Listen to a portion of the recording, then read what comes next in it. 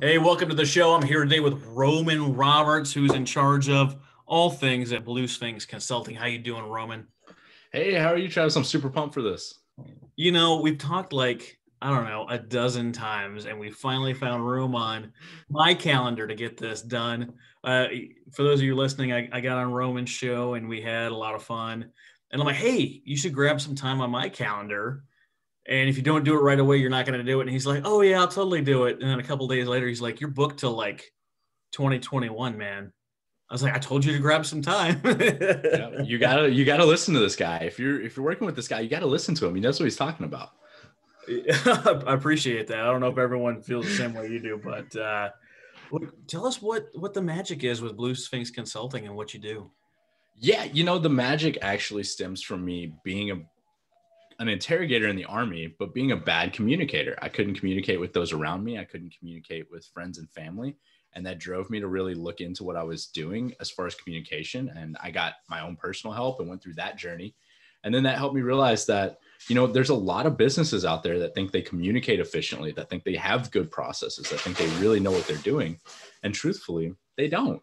And so I would sit down with them and start helping them look at it. Is your verbal message matching what you're actually doing, right? Does your mission statement really reflect that? And so we would just sit down and take it back from the basics and really, I hate to use that word strategize because I feel like that's overused in the consulting space, but that's what we would do, from my experience working in aerospace and working with nonprofits and working in the financial sector, and then being an interrogator with special operations. Like it gave me a broad swath of experience that I could take to these businesses, and especially inside of the nonprofit space where, they don't have the resources to pay $10,000 for one person to get a certification. Whereas, I have all of those certifications and I can kind of sort through the BS of the certifications and give them what they need to get to that next level. See, I think that's important. Those of you listening, or they're longtime listeners, you know that I'm still active duty Navy, and we spend like an ungodly amount of our time training. Like that is what we do.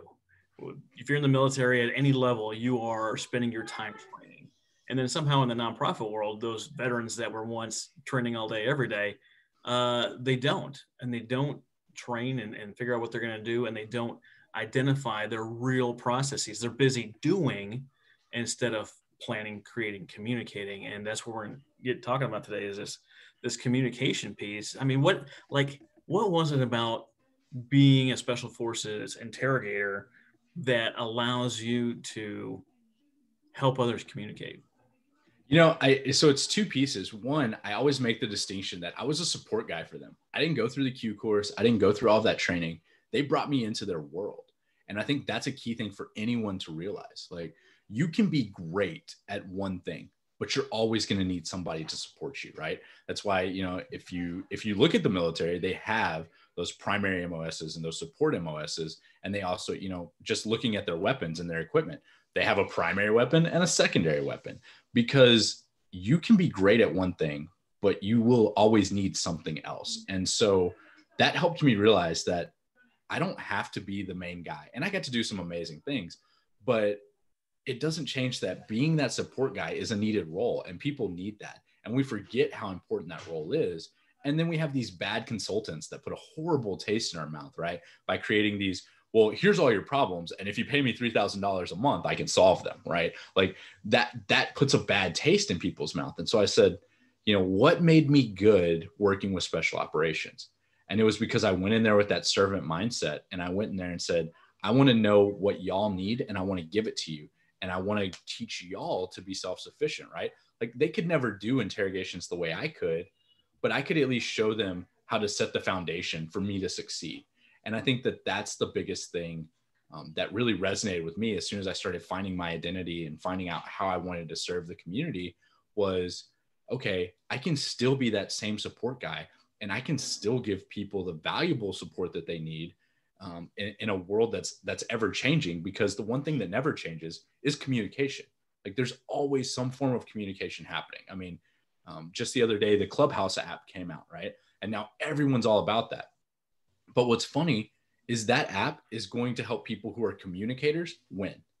If you can't talk, If you can't communicate, you're not going to win, because you have these split seconds to really present yourself.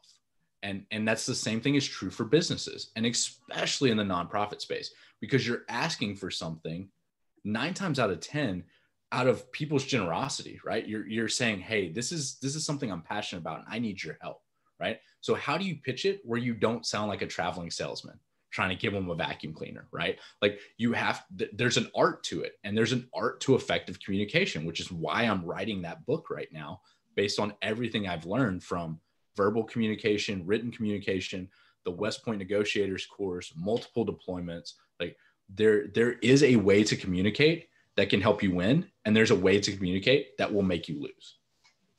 Oh, that's without a doubt. I always bring up, Jim Mattis's 3-step communication process. What do I know? Who needs to know? And have I told them? Which I think is just beautiful in its simplicity.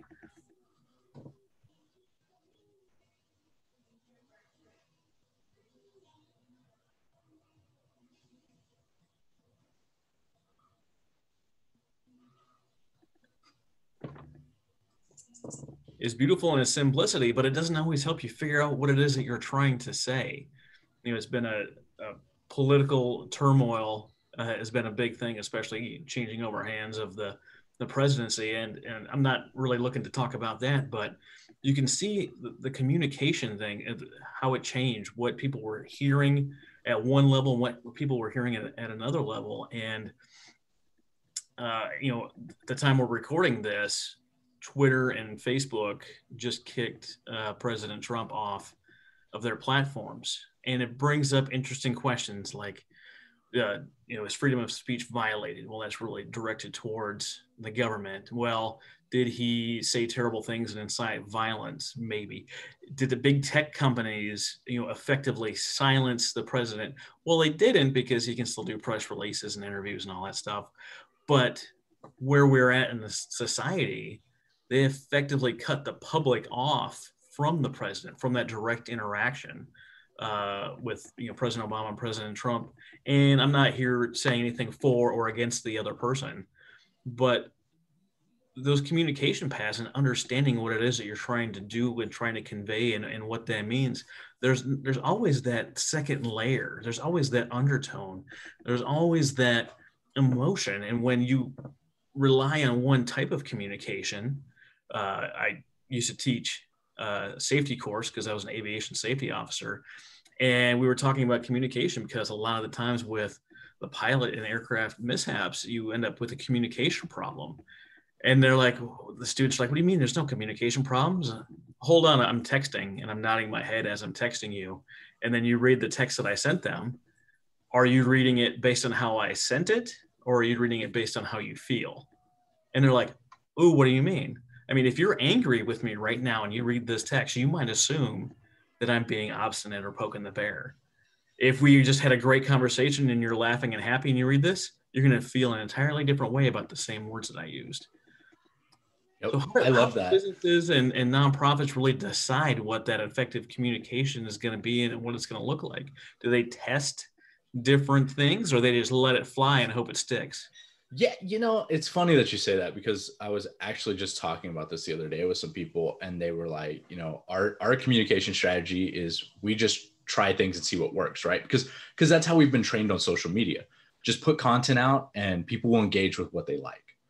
So for me, I have 3 steps to communication, and it's very similar, but the simplicity of it is in the first step begins with you planning effective communication, right? So you have to know how you communicate, and you have to know the type of communication that you're trying to portray to other people or give to other people, right? And I say that this applies to every conversation, right? From the Starbucks barista to the board meeting. They all are what's going to grow and flex your communication muscles.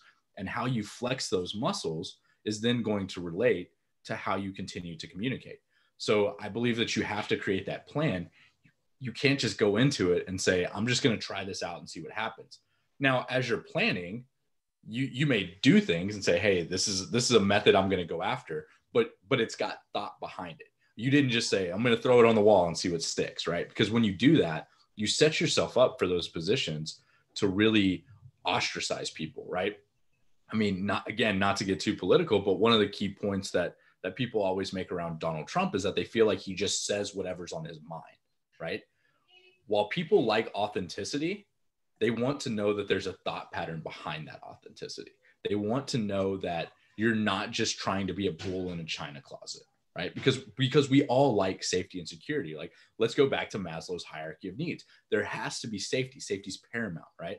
Which feeds into my second path of communication, which is building that strong rapport, creating a safe conversation, creating a safe space for communication. Because no matter who you are, you're going to want to build safety in conversation. And people go, well, you can succeed by being me. Yeah, you can. Look, I was an interrogator. I did great manipulating people, but it's not sustainable. And especially not in the nonprofit world, right? Because in the nonprofit world, I sometimes see, and this happens a lot in the veteran space, not to call veterans out, but they will very much say, like, I'm just going to go with this little platform and kind of like piggyback on this veteran mentality and things like this. Well, that's not true to your brand. That's not true to you. That's not your true message. So when you do that, yeah, you'll get an initial influx, but you won't keep it because they'll see that, wait a minute, what he's saying and what he actually does are two totally different things, right? And then that erodes the safety because we feel like the person that we talk to, we can't trust, right? So it goes back to that safety. Now, there are some situations, right, where taking away safety in a conversation can work, right? Mainly inside of police and interrogations, but even inside of business, you know, if you have employees who are not performing and time after time after time, you've tried to do these things, then yes, you can go on with the, hey, like if you're not straight with me right now, you're out the door, right? Like those type of things can occur. But when you're trying to communicate to the outside world or into the inside world, I always say it's easier to ramp up than to ramp down, right? So you want to build that safety and build that good communication in such a way that people go, wow, everything they say comes together, right? Because we like things that are aesthetically pleasing to us, right? Look at the big social media influencers. Look at, you know, how we judge beauty, quote unquote, no matter what your stances is on that. Like there is something to be said for symmetry, right? Art, we look for symmetry, right? So all these different things, like cars, we want them to have these sleek lines and the smooth style and all of this, right? These are all pieces that we look at. And why do those appeal to us? Because they're safe, they're secure. They create this focal point, this aesthetic that we can all pull off of. And so the same thing's true with communication. We do it so often that we think that we're all great at it. And we think that we all understand the art to it. When really and truly, perfect example is breathing, right? Everyone thinks they breathe great, but then you hire a breath coach and they'll tell you, dude, you're doing it all wrong. In through your nose, out through your mouth, right? And people forever have just been like, just breathing. Oh, I just do it. It just happens, right? So anytime you have that, I just do it mentality, or this is the way that we've always done it mentality, that's definitely, those are two big flags that you need to look at what your communication is, because it's probably become stale. You know, you said something that I really wanted to talk about. You talked about creating a safe environment to talk. And if we look at some of the hot button topics just interpersonally around the globe, we talk about politics, sex, money, and religion. And I think one of our biggest failings is that we're not able or seemingly able to create a space where we can talk about these things openly. Yeah, we can talk about management, but as soon as you talk about personal money management, all of a sudden people feel attacked. You know, we talk about sex, but we're the Puritans that came over, so that's taboo. And we can talk about, you know, religion, but only if we're talking about the same religion. Well, unless you're talking about one of the 40 some odd sects of Christianity, right? Why is it different here and there?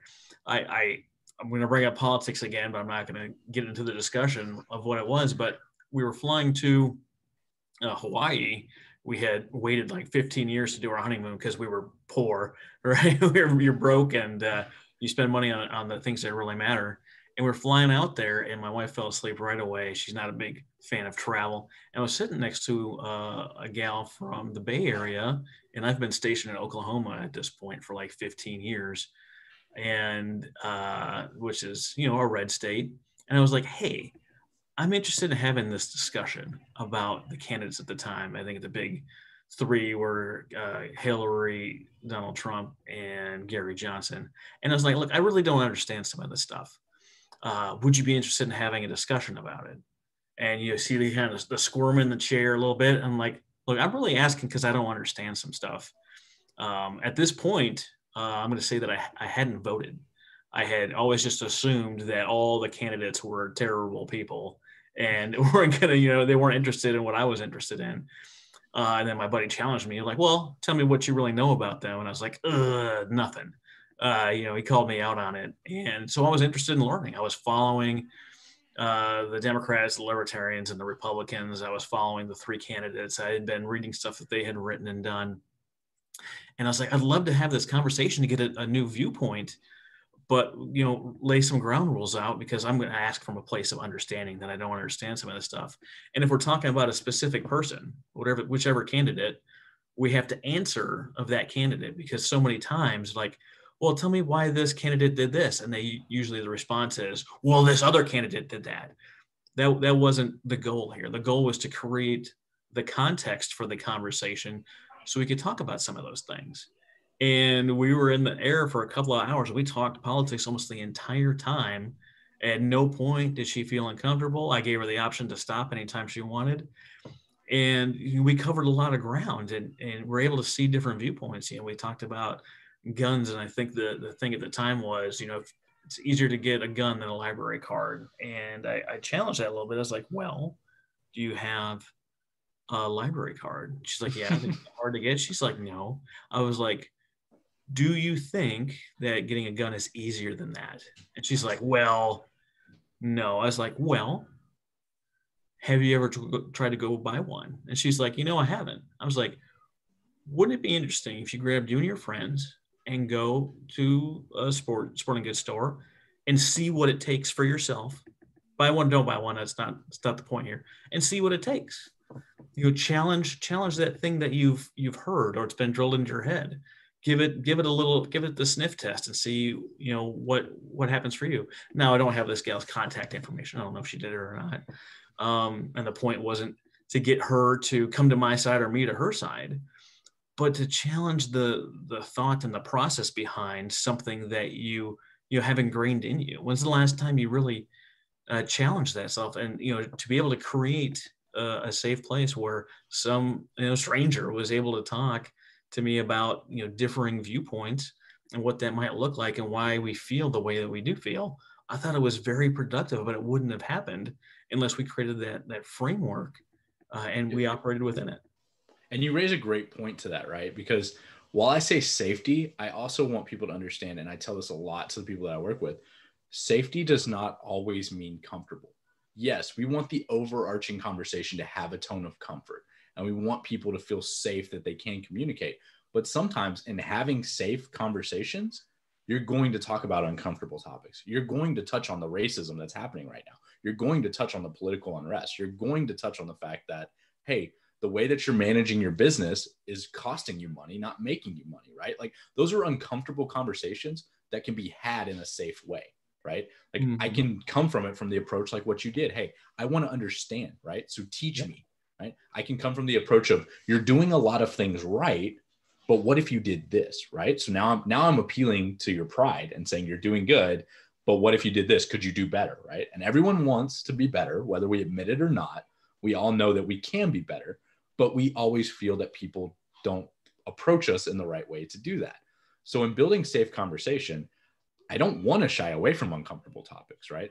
And the only way a business grows, especially in the nonprofit space, is if you're going to have a safe space for that conversation in such a way that people can say, hey, CEO of this dog leash company, I hate the fact that we do meetings every Monday at 9 a.m. when we all have a status report due to you at 10, right? Like that's an uncomfortable thing to say, but if you create that safety, they can say that. And then you go, oh, wow, yeah, that actually doesn't line up time-wise. I should probably shift something, right? Because the little things are what crush you. It's never, I won't say never, always and never are bad words to say.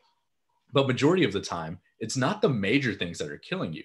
It's a bunch of little things that are eating away at your message, right? It's your mission statement saying something that you haven't looked at in 3 years, that then your website shows videos that don't match that. It's your policy on, leave when everyone knows that you'll just let people go whenever they want, right? It's what you're saying, not matching what you're doing 9 times out of 10. That's interesting.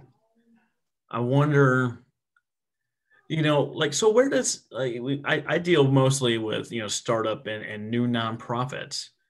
Like, how does someone go through the process of, defining their communication? Is there like like they've been operating for a few months and now there's a question of, how do they handle something, but they don't have like this written policy. I know that I've talked in the past, to check out my interview with Debbie Corge. We talked through a whole litany of policies and procedures, and she's got a little PDF in there with a list of like 200.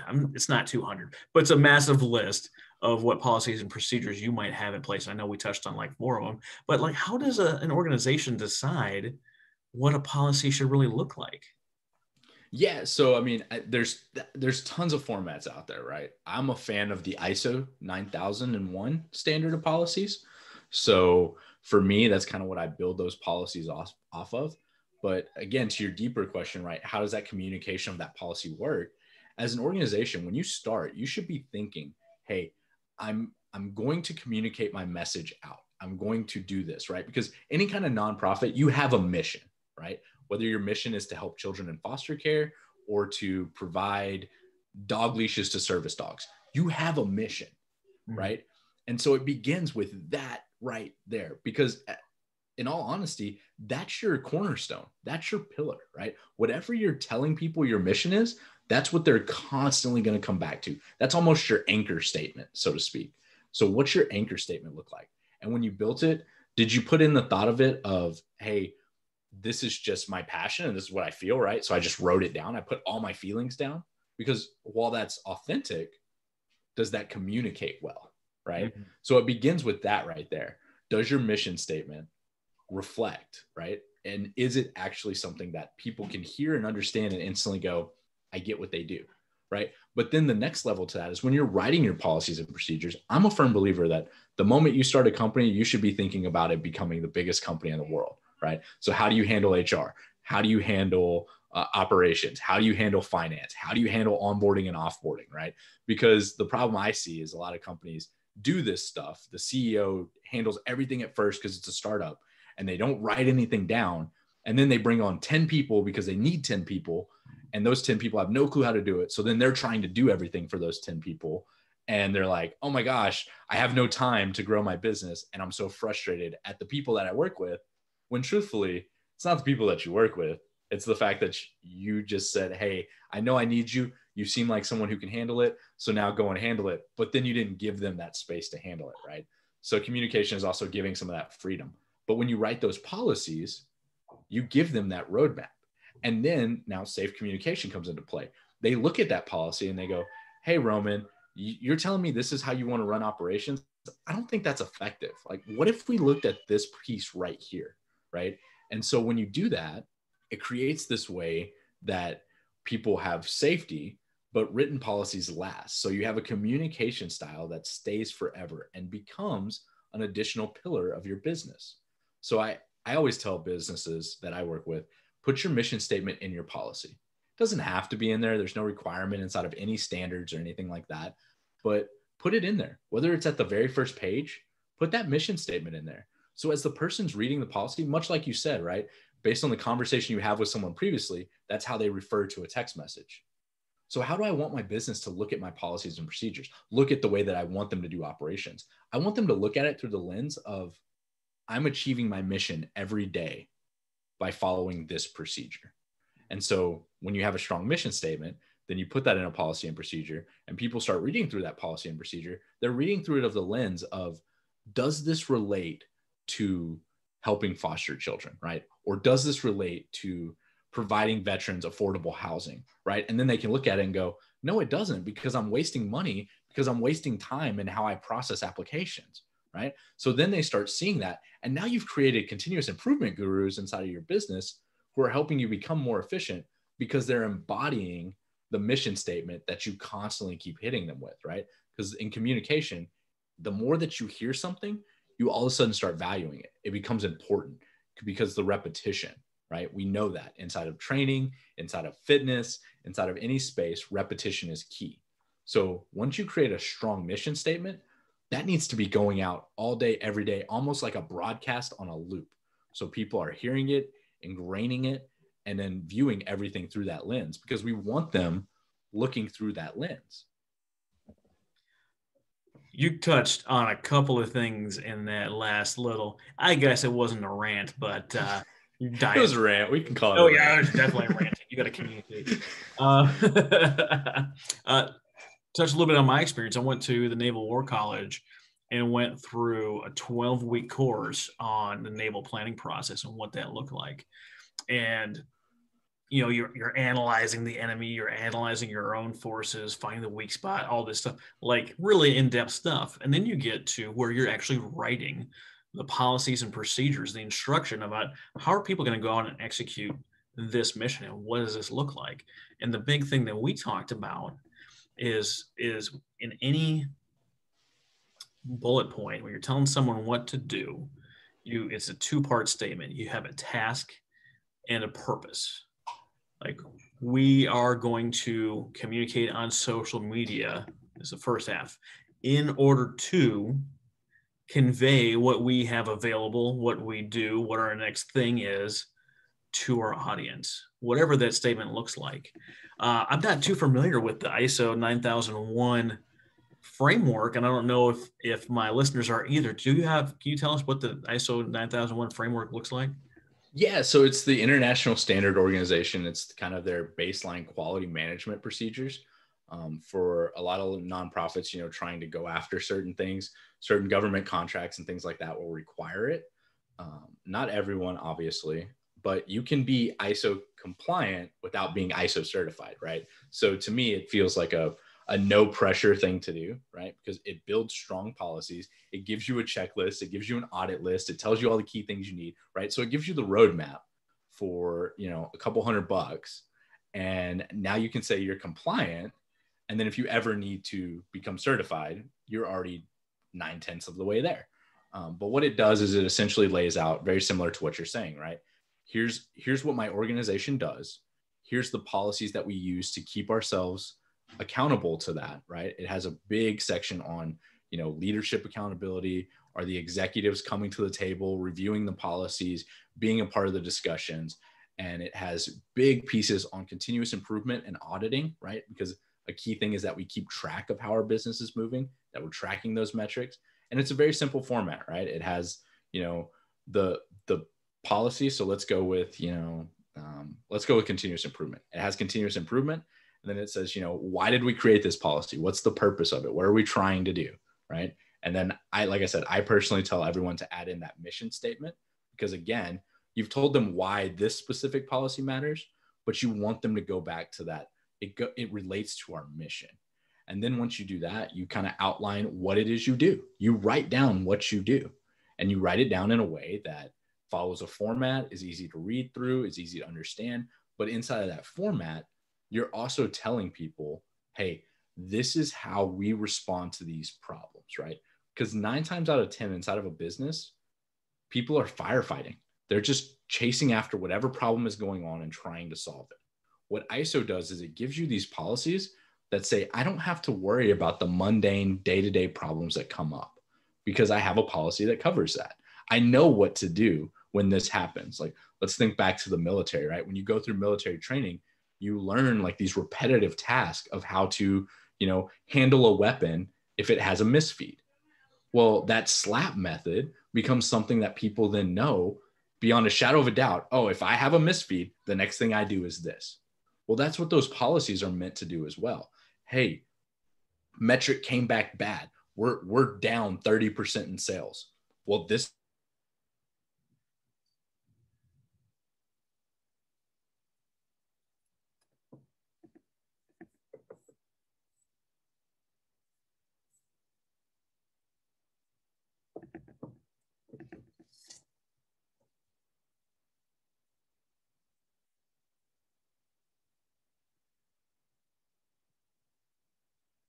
and we keep going and going and going. Like, that's how that works. That's what you're looking for. I lost you after 30% drop in No. sales. So team, I'm gonna need some creative editing here. Oh no. Yeah. So basically after that 30% drop in sales, you're gonna need to sit down and identify what's happening. But that's where we tie back to safety and communication and saying, hey, safe communication means that when we're down like this, when we've identified this red flag, we take these actions. So people know we're coming into a room to take these actions. So nobody's surprised, right? Because a big part of safety is not surprising people, right? When you randomly throw something on someone or you put them outside of their comfort zone in such a drastic way, now all of a sudden they don't feel safe. They don't feel comfortable. But if they know, hey, if we're down 30%, these are the things that are going to occur because this is the policy that I was trained to when I walked in the door. And this is the mission to provide, quality dog leashes to service dogs.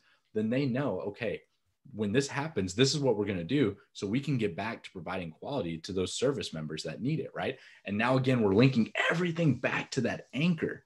So when you have a standardized policy to do that, it makes it so much easier. It makes it so much quicker. And it eliminates that fear and confusion. And it's when we have fear and confusion that people then try to fill that space. Like if you've ever sat in a room with a bunch of people and it gets really quiet, watch the people who all of a sudden start trying to fill the conversation. 9 times out of 10, they're filling it out of a place of fear or out of a place of uncomfortableness, right? Like, hey, the conversation just died. What do we do now, right? So they try to fill it. Well, people will do that inside of your business. If you don't give them the communication of what to do, they're going to try to fill it. And then they're going to fill it with something you may not want them to fill it with. Yeah, And now you don't have do to deal with that. that. Put down the blowtorch. That's not how we fix this. Exactly.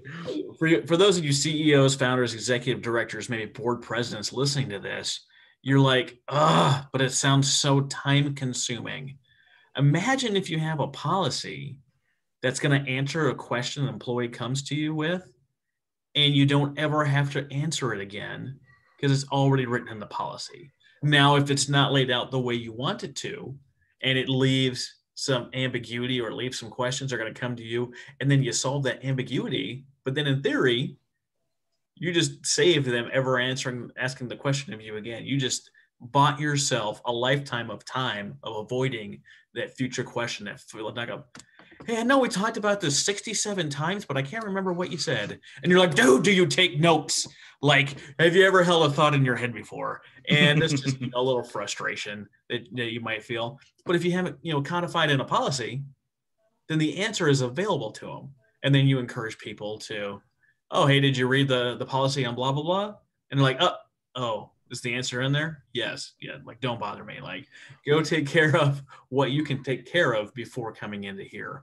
And But also, I wanted to say one little thing that you see, keep bringing it back to mission statement. And I think it would be doing my listeners a disservice if I didn't touch on mission statements a little bit. You have to decide what your mission statement looks like. Is it broad on purpose to allow you to do a lot of things? Or is it niche down and laser focused because you only want to have, help dogs that only have left feet? Whatever your thing is, if I look at mission statements for like TED, it's 2 words: it's spread ideas. The Smithsonian, their mission statement is to increase and diffusion of knowledge. Like, that's it. It doesn't have to be 3 sentences long. It doesn't have to be complicated. Does that tell you what they do and everything that they've done meets that mission statement? Absolutely. But you're going to have policies and procedures that are going to talk about things like employee conduct and retention that don't necessarily have to deal directly with the mission. Directly, like indirectly, it takes care of standardization within. It gives employee safety, security, and those kind of things. But it isn't maybe directly tied to the mission, but allows your organization to do the things that it needs to do by taking care of the people within. Yep. And I will say for most of those people who have, 5, 8, 10 sentence mission statements, it distills down to 1 or 2 sentences, right? Like it normally does. And that's the other thing about communication. We try so hard to put so much into communication, right? Like we want to give everyone the detail. And when I was going through the Wicklander-Zulawski course, which is a written statement analysis that police officers use when they're analyzing sworn statements, when you look at those, you can tell when people are just trying to use filler words. There's certain ways that sentences flow and structure and things like that. The same thing applies to mission statements, because you see these organizations and you think, I have to have a long mission statement. It's like you said, it can be as simple as one sentence. Police officers to protect and serve, right? Like that's their mission statement. And then everything flows into that, right? And so I challenge a lot of these businesses when they go, here's my mission statement. And it's on this giant placard on a wall and it's this long paragraph. And I'm like, dude, people stop reading after the first 4 words. Like, sorry, man. They're not reading it. And you can't train your employees, your volunteers, your board members to regurgitate that if it's not succinct. Yeah. Like, why do we remember Nike? Just do it. Right. Like these very simple things are what resonate with us. Right. And that's kind of what I always challenge businesses to think of. Like, are you overcomplicating communication because that's what you quote unquote have been told to do, or you've been doing all this time, right? Like it doesn't have to be these crazy long things. And when you're writing your policies and procedures, it may only be 4 or 5 subpoints, right? The process for onboarding may not be extremely extensive, and that's okay. You don't have to have a 50-page policy. But what happens is people try to do that, right? To validate, to show that it's an important policy, to show that we want to read it. But how much of it is fluff and how much of it is real communication, right? Again, we get back to that communicating efficiently and effectively means communicating in the least amount of words possible. Yeah, I'm with you. For those of you like, dude, well, you're in the Navy. Like, what is the Navy? How does the Navy do this?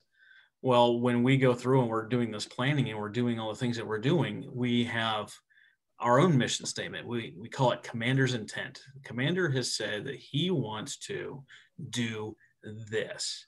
And just like Roman is saying, everything that we do has to be woven with the thread of commander's intent. If we're talking about, if our job is to secure the beach and someone comes up with the idea like, well, we need to set up an ice cream shop, that's a good idea. Like, we like ice cream, but does that desire, does that new idea, does that meet commander's intent of securing the beach? Well, it doesn't. So maybe it belongs in another plan or for another time. And there's nothing wrong with that. For the event that you have coming up, is your event a fundraiser or a fundraiser? Which one is it? Are you inviting yourself to your own party? What does that look like to you? If your goal is to go out and you've got the money you need for the year and you're going out to have just a fundraiser, just to have a good time with the community, well, don't follow it up by asking for money. Yep. We always got to ask for money, Travis. No, you don't.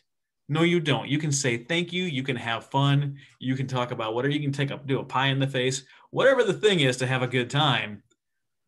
But if the mission of that event is to raise friends, then keep all the stuff that has nothing to do with raising friends out of that event. And I tell nonprofits when you're communicating, stop thinking about everything in terms of ROI. Like, I get it. Money is important, especially inside the nonprofit space, because you're trying to turn a penny into 10 cents. I get it. But at the same time, if you're constantly focusing and trying to push everything back to money, that then becomes the mission. And that's not what you said your mission is. Again, right? Like, if your mission is money, say it's money, right? Like, now, how that's going to resonate with people, again, communication, how you present it, that's all critical. But 9 times out of 10, nonprofits are constantly in that space of asking for money because we need it, we need it, we need it. But when really and truly, your mission is to help.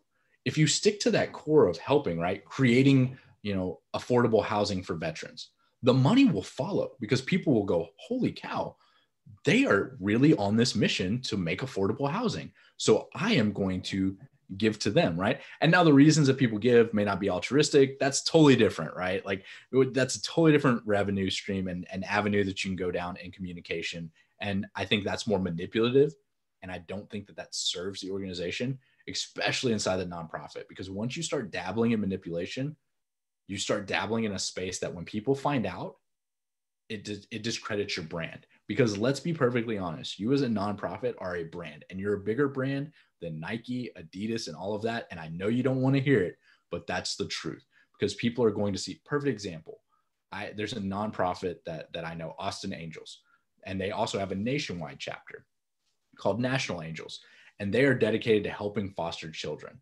That is a brand. That those angel wings, when you see them, you know that that's national angels spreading around the world trying to help foster kids, right?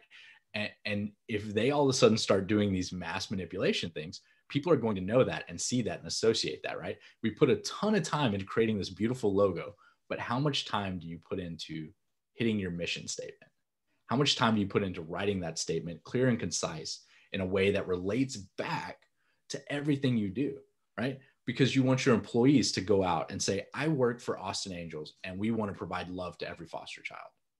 That's simple. That's easy. And when you hear that, you go, damn, that sounds good. Yeah, I want to give foster kids love. Like, they deserve love, you know, like nobody's like, that's a horrible idea. We should not give them love. You know, like that's the kind of thing. Like you want it to be Nike's Just Do It.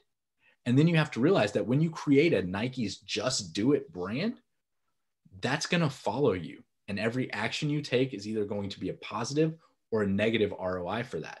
The ROIs don't always have to be dollars and cents. Sometimes it just has to be awareness.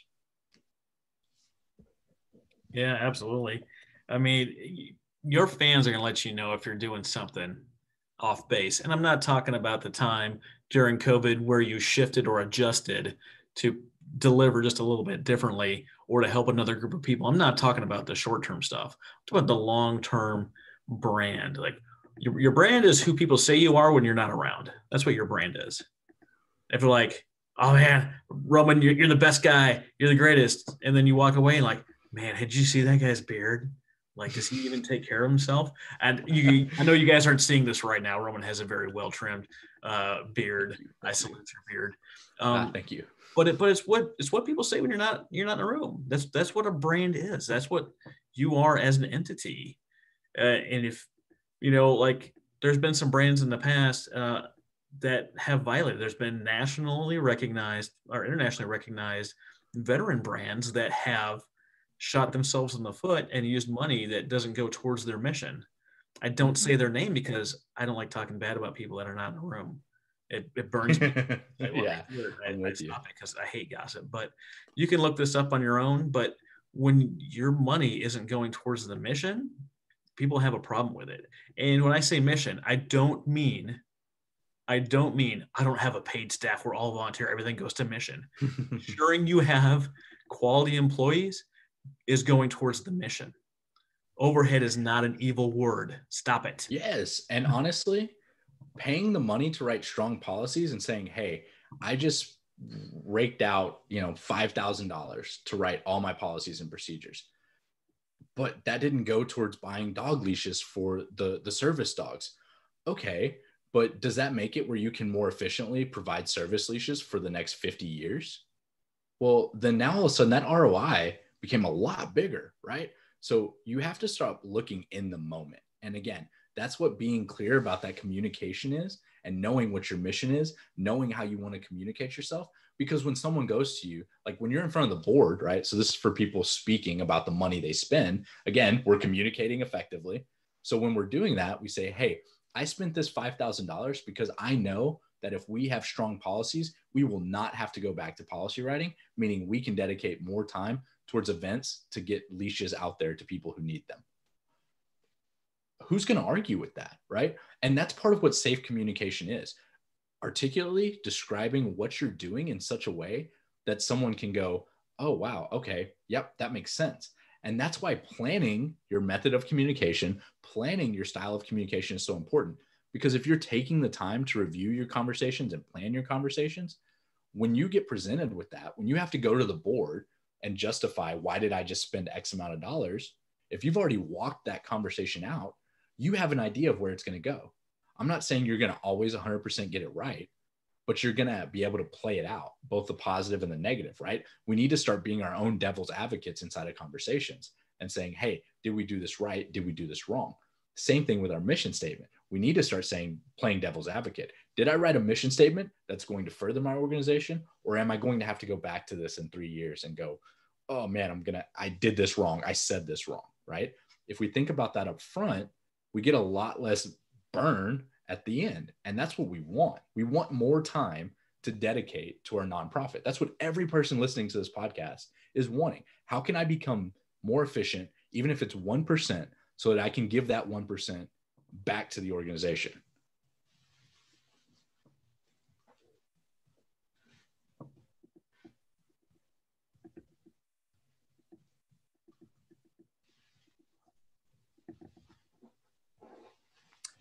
I know that when I did, Navy planning, and we were putting together policies and procedures and setting up operations and all these different things, we did some great work right up until we talked to another department.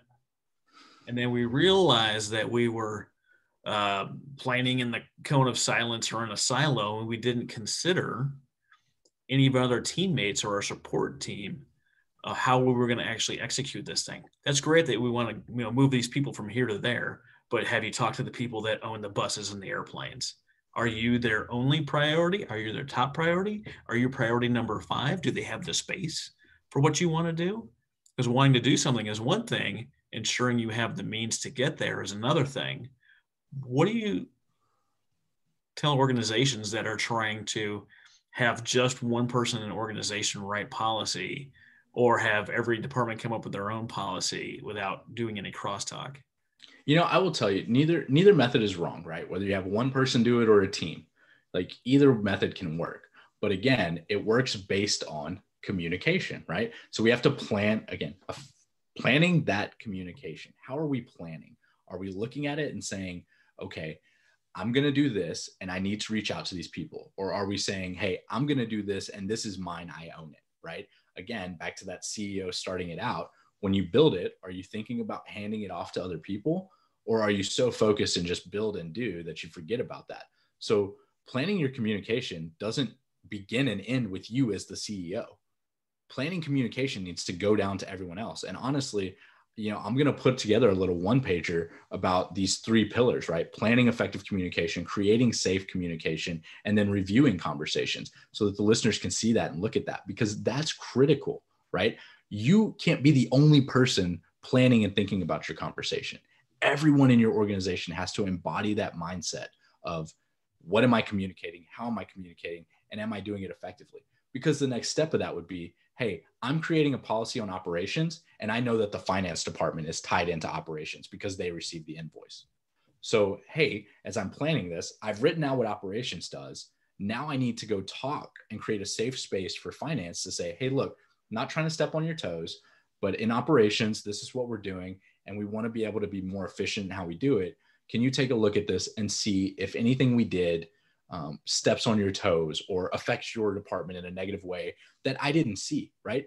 It's okay to say, hey, I don't know the full effect of this. We don't know what we don't know, and we don't know everything, all right? So you're going to have something you don't know. And so then if you can communicate that and create that safe space for that conversation, that person knows they can come to you and say, hey, look, this doesn't align with what we're doing. You're actually going to create a way bigger headache for us if you do this. Okay, well, what if we did this, right? So now you start continuously improving. Now you start adapting and thinking, and now your organization starts building trust in each other, right? Because why do we communicate? To build relationships, to communicate information, right? We have to think of communication and information as currency, right? When I'm giving you information, I'm doing it to fill up a bank, right? Whether that bank is knowledge, whether that bank is something that we can turn back to later on and reflect on, whatever it is. But if we don't start viewing it, right, knowledge is power is what we always say, but we forget that every communication we have is providing knowledge, whether good or bad, right? Because you can provide negative or positive ROI. And so when we're doing that, are you providing them that information that they can pull from? Are you giving them that currency that you can continue to exchange and grow and build off of, right? Because ROI exists for communication too. And we want to create communications that create investments, that create growth inside of our organization. Nobody wants to see their time result in nothing. And so if we're communicating efficiently, we're letting that become something that's effective. We're letting that become something that's valuable, right? Because now finance knows, hey, operations aren't these gunslingers that just do whatever they want. They actually want to help us. So now they maybe before they were talking behind the back and saying, oh, those operation guys are the worst. They just give us crappy invoices. Now maybe finance understands they give us crappy invoices because they don't even know what an invoice is. They wrote this policy with no clue what it is. We want them to do. Right. If we told them what we want them to do. Wait, when I do these things, I keep bringing up the military because I've been doing it for 20 stinking years. There's nothing like saying, go into another department and you've got this thing that you've created. You're like, hey man, I'm not the pro in your area here. Take a look at this. Tell me what I missed. I know I missed something. What did I miss? What am I? I'm missing the boat on something. What is it? And I tell you what, asking someone for a favor is a great way to get them on your team. Like, I don't understand this whatever. Take a look at this. Tell me what I missed. I know I missed something. And all of a sudden you have their buy-in on the process because they know that you came to them, which tells them you think they're important and that they have a skill that you don't have. There's nothing like being the CEO or the whatever title that you have, and someone thinks you're walking around just being arrogant and you don't need them for anything. What a great way to cross that bridge. And the other thing we do, especially in aviation, is we create checklists. We're going through a procedure needs to be done, like, I don't know, building a podcast and all the things that have to do to go into the podcast. Well, you create the checklist. And how do you verify the checklist? You give it to the new guy and say, can you do the thing without any other input? And if any time they get stuck, they do something wrong, they get off bet and you missed a step. Or you have too many steps. It's not clear in communication. If you can get it to the new guy in some other department that doesn't know anything about what you do, and they can accomplish exactly what you wanted accomplished in a timely manner in the way you wanted it done, then you know you've done it right. You've got your litmus test, you've got your QA, and people know exactly what it is that you're doing and it makes sense. I love that. And you touch on a great point there, right? When you talk about, come to people in a way saying, hey, I want to learn from you. Inside of interrogation, there's multiple, what we call approach strategies. And I think the one that's most commonly known by everyone is good cop, bad cop. But what you don't know is there's a lot of other things, right? Incentive and things like that. And I won't dive into all the tradecraft of it. But inside of nonprofits and business in general, right, as I've looked at this more and more and been involved in it more and more, I see two things that constantly rise to the top: pride and ego up, and a teach me approach. Like not a we know all, it's a you know all. So teach me, right? And giving people that power, making them feel important. And I'm not saying like a fake importance. It's true, right? Don't go to somebody who doesn't know and tell them, hey, I want you to feel like the most valuable person in the world. You're important. You know how to do this, right? Don't set them up for that failure. But for the people that do know and the people that you're communicating with, come to them in such a way that they know, hey, I respect you and appreciate what you do. And I understand that you have a skill that I don't have, because we all do, right? And when you communicate that to them, they're going to want to come back to you time and time again. They're going to want to be a part of the checklist because it makes them feel good. Like you said, right? Someone needs me, but also they'll start seeing that it takes work off of their plate. They'll start seeing that what you're doing is a benefit to them. So if you're going to go willingly do the work and all they have to do is look at it and say, yes, I agree, or no, I don't, they'll gladly do that because you took something off of their plate, right? So you incentivize them to be a part of what you're doing. And now, again, we never know the reach of something we do. So when you do that, maybe then they hear someone say, those operation guys, they don't pay any attention to what anyone wants. And they go, hey, whoa. They come to me once a week and ask me to look at something. Or they never put a new policy out without first talking to me. What are you talking about? And that person goes, well, they just always walk right past me. Oh, well, did you know that it's because of this? So now all of a sudden, like the teaching goes beyond you. Like all you can do is control the conversation in your space. And when you have a good, safe, strong conversation and you create that value, someone else is going to carry that value on. It doesn't die. I consider it like energy, right? It doesn't stop. It keeps rolling. Now, it may not roll in a way that you ever see the outcome of it. And that's fine. But all of a sudden, if things start moving more efficiently inside the organization because key groups start communicating with each other and having true communication, you'll see that. And I normally always start with the operations and finance because those are two groups that do not get along whatsoever, right? One makes money and one spends money, right? So there's a constant headbutting. But when all of a sudden people see those two start working together, they start, all of a sudden all the pieces start falling into place. And that's what effective communication does. It starts letting people have places in the table and understanding where their place is, right? There's nothing wrong with saying, hey, this is your lane. That's strong, because when I know what my lane is, I can operate inside of it. And then I know, hey, this is not my lane, so I need to go talk to this person over here, right? Mm-hmm. So now we're not stepping on each other's toes. We're not creating negative space by saying, hey, I was working on that project, why'd you take it from me, right? Like, we're creating everyone going down the same lane towards what? Towards that mission statement, right? And it all links together. And that's what I love about effective communication and policies and procedures in organizations, because when they do it right, everything starts feeding into each other and people start seeing it, and then they buy in and they want to be a part of it. And then all of a sudden you start hearing, hey, did you know that this is like the least effective thing we've ever done? And we've been doing it for 20 years. And you're like, oh, no shit. No one knew that. I love all of that. As we're wrapping up here, I want to know a couple of things. What haven't you told us that you wanted to get out today? And number two, what do you have on the horizon? Yeah, so I think the big thing that we didn't really talk about was recapping those conversations. I think every person, whether it's business or professional, you should create that plan. You should create that safety. So after that's done, you need to review your conversations, right? Whether it's talking with the Starbucks barista or talking to the CEO and the board of directors. Did you accomplish what you wanted to do, what you planned to do? If you did, great, continue along that path. If you didn't, start taking actions to fix that, to correct that, because that's important, right? We have to make sure that we're constantly evaluating ourselves and improving ourselves. And when people see the CEOs doing it, when they see the business leaders doing it, when they see the organization do it, they buy into that and they start doing that. So I encourage people to do it in their personal and professional life, because those two bleed together. And anyone who says they don't, you're crazy, right? Because how you treat one is how you treat all. I go back, I'm Christian, so I go back kind of biblical. How you do the little things is how you do the big things.